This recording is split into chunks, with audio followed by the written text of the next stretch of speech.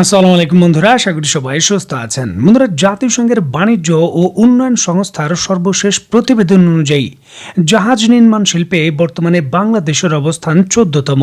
জাহাজ নির্মাণ শিল্পে বাংলাদেশের শ্রমিকদের মজুরি চীন, দক্ষিণ কোরিয়া এবং জাপানের তুলনায় অনেকটা কম, কিন্তু দক্ষতার দিক থেকে এই দেশের শ্রমিকরা অন্য দেশ থেকে বহু গুণে গিয়ে। আন্তর্জাতিক বাজার বিবেচনায় বাংলাদেশের নির্মিত জাহাজের নির্মাণ ব্যয় সর্ববৃহৎ জাহাজ নির্মাণকারী দেশ চীনের তুলনায় প্রায় 15% কম। অত্যন্ত গুরুত্বপূর্ণ এই প্রেক্ষাপটে জাতিসংঘের অঙ্গ সংস্থা আন্তর্জাতিক নৌ সংস্থা IMO রিসেন্টলি একটি নতুন ISPS কোড জারি করেছে, যার অধীনে 25 বছরের পুরনো যে সকল জাহাজ রয়েছে আগামী বছর থেকে বিশ্বের কোনো সাগর, উপসাগর বা মহাসাগর বা কোনো বন্দরে চলাচল করতে পারবে না, সেগুলোকে বাতিল করতে হবে।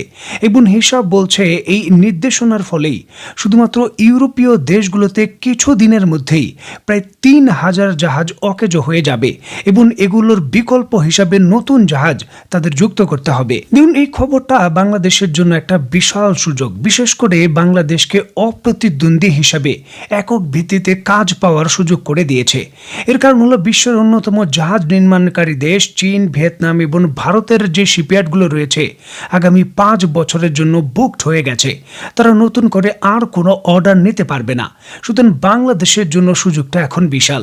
বিশ্ব বাণিজ্য সংস্থার দেওয়া তথ্য অনুসারে বিশ্বের জাহাজ নির্মাণ বাজারের মোট পরিমাণ প্রায় 1600 বিলিয়ন মার্কিন ডলারের। যদি বাংলাদেশ সেই 1600 বিলিয়ন মার্কিন ডলার যে বাজার রয়েছে তার 1% অর্জন করতে পারে, সেটাও কিন্তু 16 বিলিয়ন মার্কিন ডলার। মানে পোশাক শিল্পের পর এই জাহাজ নির্মাণ শিল্পেই বাংলাদেশের বৃহত্তম সুযোগ রয়েছে। দেখুন, আমাদের উপকূল রয়েছে একটা বিশাল উপকূল, প্রায় 600 কিলোমিটারের বেশি আমাদের উপকূল রয়েছে এবং বঙ্গোপসাগরের এই অঞ্চলের ভেতর আমাদের সরাসরি টেক্কা দেওয়ার মতো দ্বিতীয় দেশ কিন্তু আর নেই। সবাই কিন্তু এই অঞ্চলের ভেতর এত ভৌগোলিক সুন্দর অবস্থান জাহাজ নির্মাণ শিল্পের জন্য তাদের কাছে নেই। শুধু বাংলাদেশের এই সুযোগটা ব্যবহার করার একটা বড় সুযোগ রয়েছে, আমাদের স্থানীয় জনগণও রয়েছে। তবে দেশের ভেতর ক্ষমতার পথ পরিবর্তন এবং নানান কারণে বিনিয়োগ এবং নতুন অর্ডার কিন্তু আমরা পাচ্ছিলাম না। তবে এই খরাটা এবং এই দুঃসংবাদটা অবশেষে পাল্টে গেছে। অত্যন্ত গুরুত্বপূর্ণ এই প্রেক্ষাপটে বাংলাদেশের জাহাজ নির্মাণ শিল্প আবার ঘুরে দাঁড়াতে শুরু করেছে এবং শক্তিশালীভাবে আমাদের ওয়েস্টার্ন মেরিন শিপইয়ার্ড যেটি রয়েছে সেটি আবার শক্তিশালীভাবে ঘুরে দাঁড়িয়েছে। সংযুক্ত আরব আমিরাতের গভর্নমেন্ট এবং সে দেশের একটি প্রতিষ্ঠানকে আগামী 4 বছরের মধ্যে 8টি যুদ্ধ জাহাজ তৈরি করে রপ্তানির অর্ডার পেয়েছে তারা। আর এই ঘটনায় তাদের শেয়ার বাজারে যে শেয়ার ছিল, যেটা নিম্নগামী ছিল, এক ধাক্কায় সেটা 9.38% বৃদ্ধি পেয়েছে। দীর্ঘ 4 বছর পর ওয়েস্টার্ন মেরিন শিপইয়ার্ড এই বড় ধরনের জাহাজ নির্মাণ এবং রপ্তানির অর্ডার পেয়ে তারা মাঠে নেমেছে। এবং এখানে বলে রাখা ভালো, গত 2 বছর ধরে বাংলাদেশ থেকে কোনো বড় ধরনের জাহাজ পৃথিবীর অন্য কোনো দেশে রপ্তানি হয়নি। শুধু 2 বছরের একটা স্থবিরতা রয়েছে। যেমনটা রিপোর্ট থেকে জানা যায় যে সংযুক্ত আরব আমিরাতের যে সামরিক বাহিনী রয়েছে তাদের জন্য ল্যান্ডিং ক্রাফট তৈরি করে এই ওয়েস্টার্ন শিপইয়ার্ড রপ্তানি করবে। এক্ষেত্রে প্রায় 69 বা 70 ফিট লম্বা এই জাহাজগুলো তৈরি করা হবে বাংলাদেশে। এরপর এগুলোকে রপ্তানি করা হবে এবং সরাসরি এগুলো যোগ দেবে সংযুক্ত আরব আমিরাতের যে সেনাবাহিনী রয়েছে সেখানে। দেখুন, 3-4 ধাপে এগুলোকে তৈরি করে রপ্তানি করা হবে। প্রথম ধাপে যেমনটা শোনা যাচ্ছে, যে স্ক্রিনে নিশ্চয়ই আপনারা দেখতে পাচ্ছেন, রায়ান ক্লাস নামক যে ল্যান্ডিং ক্রাফট রয়েছে সেটা তৈরি করা হবে। আর এটা তৈরি করতে সময় লাগবে।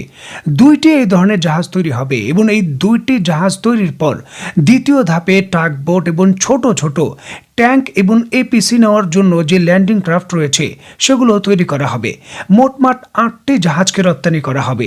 আর এর মাধ্যমেই কিন্তু যুদ্ধ জাহাজ রপ্তানির যে নতুন দিগন্ত এবং নতুন একটা গ্রাউন্ড, সেখানে বাংলাদেশ শক্তিশালীভাবে এই জায়গায় প্রবেশ করলো। এখানে আপনাদের সুবিধার্থে বলে রাখা ভালো, 2023 সালে সংযুক্ত আরব আমিরাত ভিত্তিক যেই মাওয়ান শিপিং কোম্পানি রয়েছে তার সঙ্গে 8টি জাহাজ নির্মাণের চুক্তি স্বাক্ষর করেছিল এই ওয়েস্টার্ন মেরিন। চুক্তি অনুযায়ী 69 মিটারের যে ল্যান্ডিং ক্রাফট বায়ান সেটা 2025 সালের জানুয়ারিতে হস্তান্তর করা হবে। এছাড়াও খালিদ ও মাওয়া নামে 2টি টাগ বোট সরবরাহ করা হবে 2025 সালের এপ্রিলে। বাকি 5টি জাহাজ 2025 সালের বিভিন্ন সময় সরবরাহ করা হবে। এর আগে 2017 সালে মাউরান শিপিং এর জন্য একটি জাহাজ নির্মাণ করেছিল ওয়েস্টার্ন মেরিয়ান। সেই সফল রপ্তানির সূত্র ধরেই কিন্তু সংযুক্ত আরব আমিরাতের সেই কোম্পানিটি এই মারওয়ান শিপিং কোম্পানি বাংলাদেশে আবার আগ্রহ দেখায় এবং ওয়েস্টার্ন শিপিং কোম্পানিকে নতুন করে এই বড় অর্ডারটি দিয়েছে। এর আপনাদের সুবিধার্থে বলে রাখা ভালো যে শুধু বিদেশে রপ্তানি নয়, আমাদের এই স্থানীয়ভাবে ওয়েস্টার্ন মেরিয়ান শিপের যে কোম্পানি রয়েছে তারা আমাদের স্থানীয় অভ্যন্তরীণ চাহিদা মেটানোর জন্য আমাদের নৌ পরিবহন কর্পোরেশন BIWT কে 2টি যাত্রীবাহী জাহাজ, একটি নাম হলো MV রূপসা এবং আরেকটি নাম হলো MV সুগন্ধা, এই 2টি জাহাজ আগামী মাসেই তারা কিন্তু হস্তান্তর করতে যাচ্ছে। এগুলো তৈরি হয়ে গেছে তাদের শিপইয়ার্ডে। চট্টগ্রামে অবস্থিত এই ওয়েস্টার্ন মেরিয়ান শিপইয়ার্ড সম্পর্কে যদি আপনাদের আমি ছোট করে বলি তাহলে 2000 সালের দিকে চট্টগ্রামের 15 জন উদ্যোক্তার হাত ধরে এই জাহাজ নির্মাণ শিল্পের যে ওয়েস্টার্ন মেরিয়ান শিপইয়ার্ড আছে তার কার্যক্রম শুরু হয়। 2 দশকে এই প্রতিষ্ঠানটি বিভিন্ন ধরনের 150টির বেশি জাহাজ তৈরি করেছে। ওয়েস্টার্ন মেরিন এখন পর্যন্ত 11টি দেশে 33টি জাহাজ সফলভাবে রপ্তানি করেছে, যার মূল্য 100 মিলিয়ন মার্কিন ডলারের বেশি। এছাড়াও 2010 থেকে 2017 সালের মধ্যে দেশের গ্রাহকদের জন্য কন্টেইনার জাহাজ, তেলবাহী ট্যাঙ্কার ও টাগবোট সহ বিভিন্ন ধরনের 50টি জলযান তৈরি করে কোম্পানিটি। তবে করোনাকালীন মহামারী এবং এর পরবর্তী সময়ে বাংলাদেশের বিভিন্ন চড়াই উতরাই এই সকল কিছুর জন্য তারা বড় ধরনের কোনো অর্ডার পায়নি। সর্বশেষ 2020 সালে 2টি বাল্ক ক্যারিয়ার তারা রপ্তানি করেছিল ভারতের ভেতর।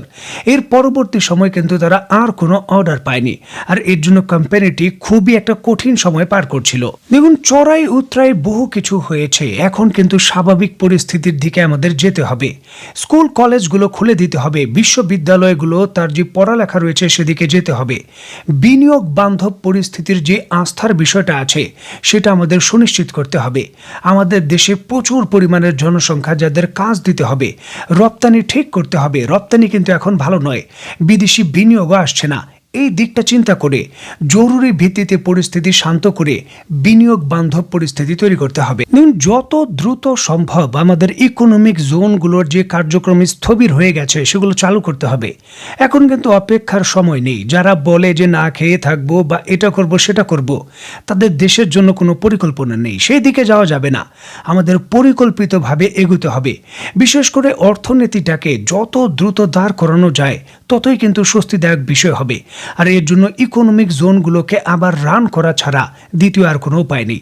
অবশ্যই ওয়েস্টার্ন মেরিয়ান আমাদের এই নতুন জাহাজ শিল্পের যে রপ্তানির ধারা রয়েছে সেটাতে নতুন যে একটা মাত্রা যোগ করলো।